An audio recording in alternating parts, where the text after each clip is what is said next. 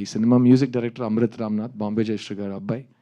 And అతను ఆల్బంలో చేసిన magic కానీ, ఈ వయసులో అతను ఈ సినిమాను హ్యాండిల్ చేసిన కూల్నెస్, నేను 40 సినిమాలు పోస్ట్ ప్రొడక్షన్ చూశాను, అలాంటి ఒక కూల్నెస్ నేను ఫస్ట్ టైం చూస్తున్నాను.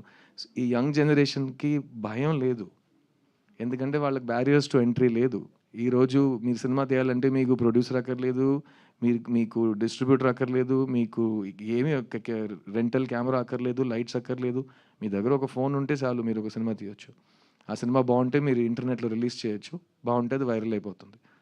సో వాళ్ళకి భయమే లేదు.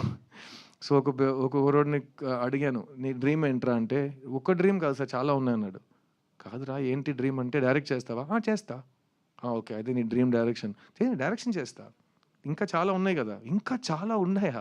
నేను 40 సంవత్సరాల నుంచి డైరెక్టర్ అవుతాను తిరుగుతున్నాను. ఎలా అదా?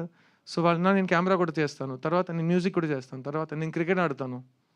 అన్నీ చేస్తావు, అన్నీ ఎలా చేస్తావు? చేయొచ్చు కదా, ఏం ప్రాబ్లం లేదు కదా. So they have no fear.